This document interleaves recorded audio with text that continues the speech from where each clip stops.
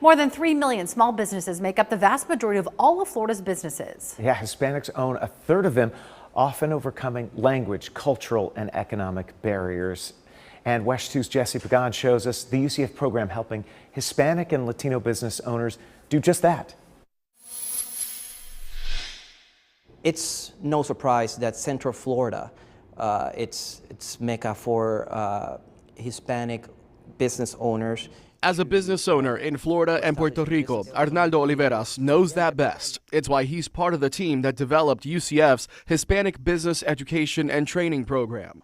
I think it's essential, especially with the influx of new businesses starting and being commenced as we speak on a daily basis, especially from business owners that are from Latin America that don't necessarily dominate the English language. In its third year, HBEAT will teach budding business owners Business 101, finance, how to choose a business location, marketing, human resources, and other topics.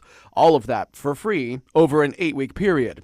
Now, despite being the basics, Olivera says sometimes it's what Latino and Hispanic business owners don't know. It's a lack of knowledge due to a lack of access. According to the U.S. Small Business Administration, Latino business ownership across the country is the highest it's ever been.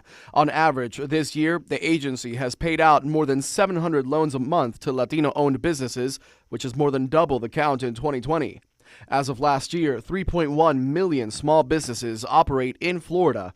Latinos and Hispanics own a third of them. A large percentage of those of them are the ones that are driving sort of the economic growth of the region. Fernando Rivera is a sociology professor and director of the UCF Puerto Rico Research Hub. He says the influx of Latinos and Hispanics to Central Florida over recent years is giving way to a boost in business.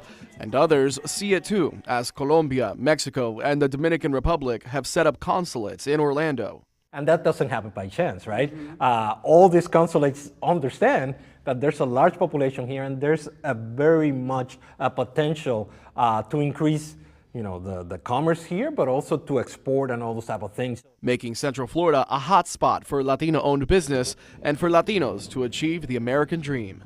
That's what we strive for, right? That's sort of the American dream. In Orlando, Jesse Pagan, WESH 2 News.